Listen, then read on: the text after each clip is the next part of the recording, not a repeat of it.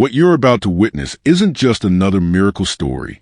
It's a testament of faith so powerful it defied medical science and left an entire town speechless.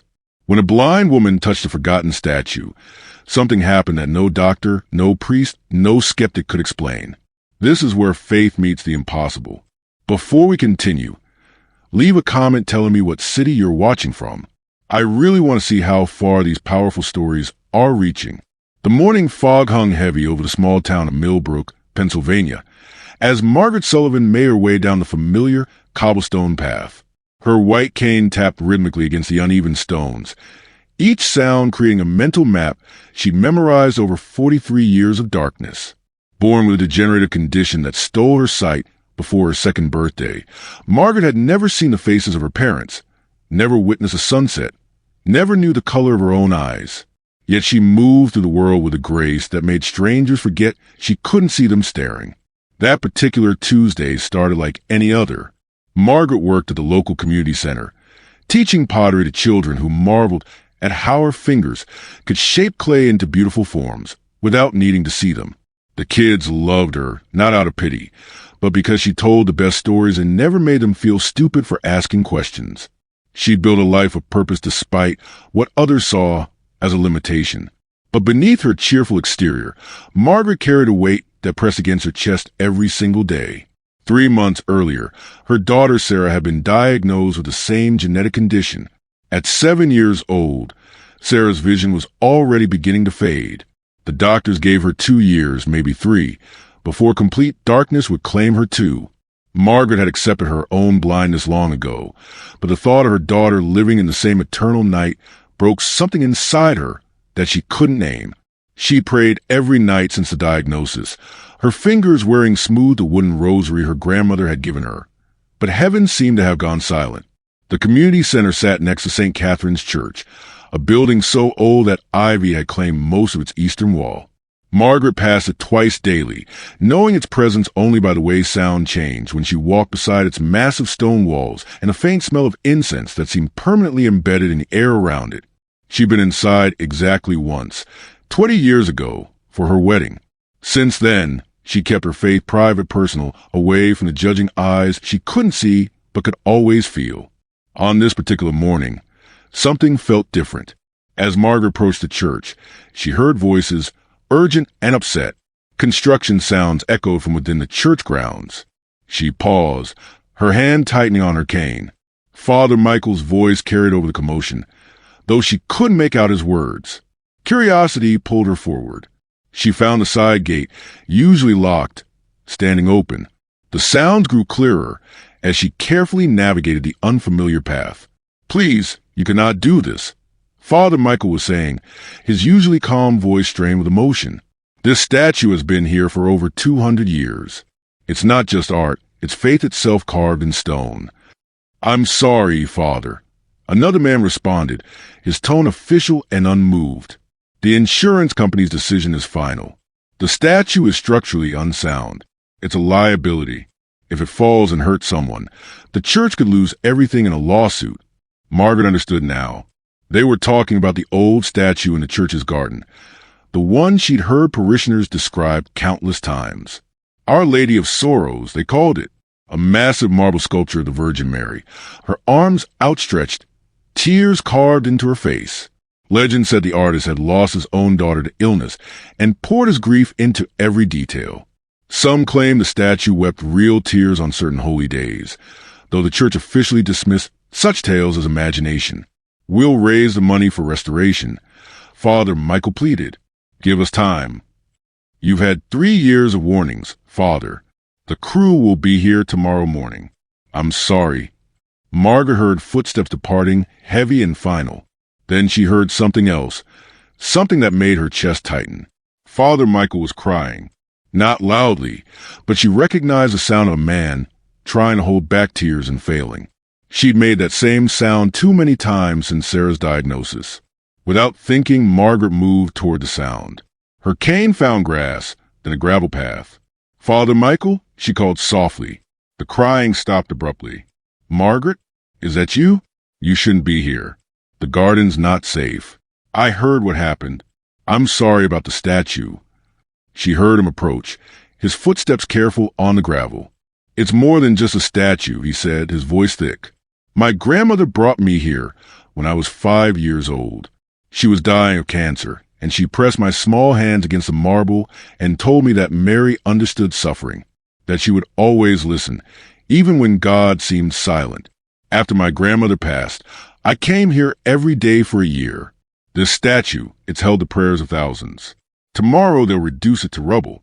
Margaret's throat tightened. She thought of Sarah, of the darkness approaching her daughter, like a slow tide. Could I touch it? Just once?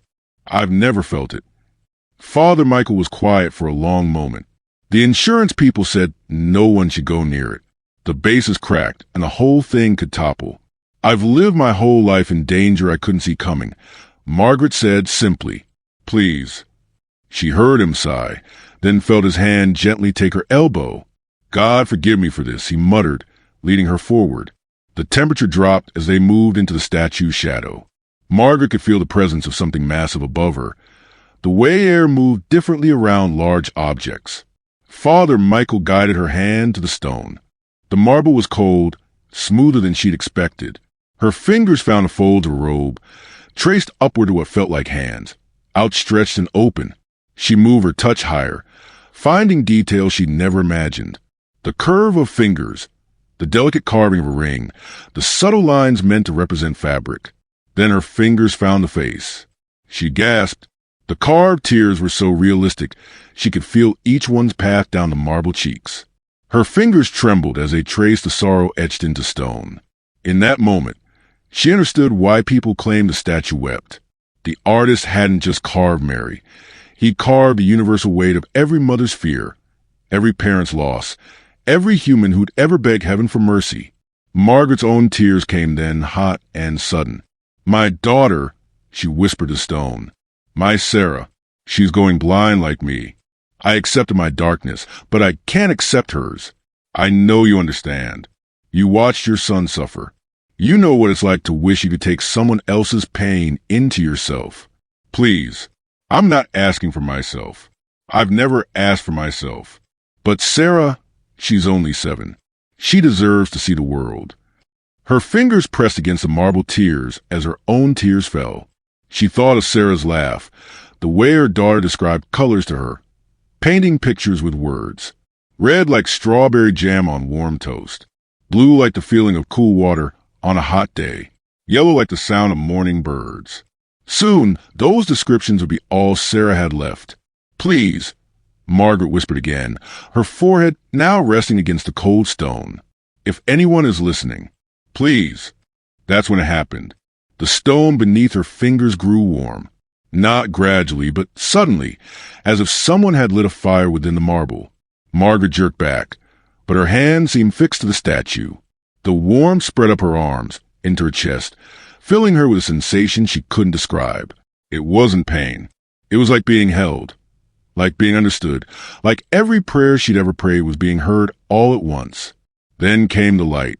Margaret had no memory of light, no concept of what seeing meant. But suddenly, there was something where there had always been nothing. Not darkness anymore, but something else. Colors she had no names for exploded behind her eyelids. She cried out, whether in fear or wonder she couldn't tell. Father Michael's hands were on her shoulders, trying to pull her back, but she couldn't let go of the statue. The light intensified, and with it came images. Not sight as others knew it, but something deeper. She saw Sarah, not with eyes, but with a mother's knowing. She saw her daughter grown, standing before a classroom, teaching children. She saw Sarah's future children, saw a generation spreading forward like ripples on water. She saw Father Michael as a child, his grandmother's weathered hands pressing his small fingers to this very statue. She saw the artist 200 years ago, crying as he carved each tear, his own daughter's face fresh in his memory. And then she saw the Virgin herself, not as a vision or hallucination, but as a presence so real that everything else felt like shadow. Mary didn't speak, didn't need to. Margaret felt her sorrow, her understanding, her promise. Mother to mother, across centuries and beyond death itself. The message was clear without words. Sarah would be healed. Not Margaret, who had made peace with her darkness, But Sarah, who still had so much light to see, the warmth faded.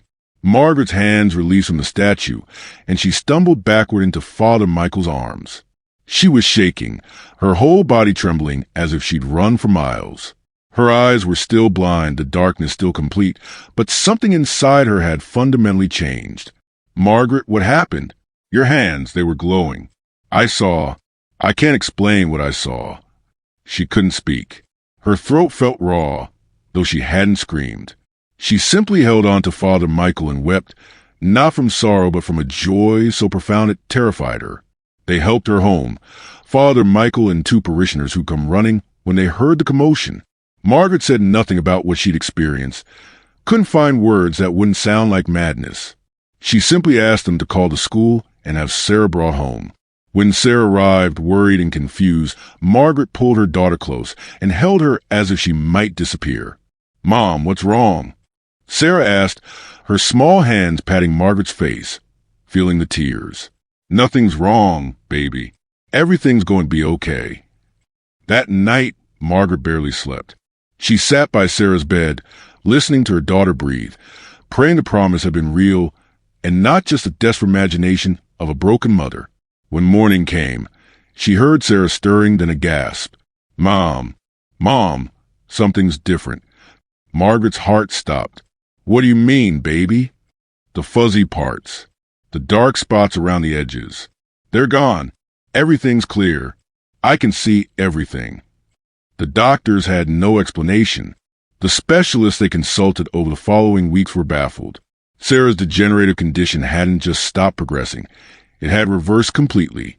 Her vision was perfect, better than perfect. Medical journals would later publish the case as an anomaly, a 1 in a billion spontaneous remission that defied all understanding of the disease. But Margaret knew, and Father Michael knew. The statue was supposed to be demolished that morning, but the crew never came. The insurance inspector who'd ordered its removal was found in his office, crying at his desk, unable to explain why he'd suddenly recalled his own mother taking him to pray at that very statue when he was young. He reversed his decision, declaring the statue structurally sound after all.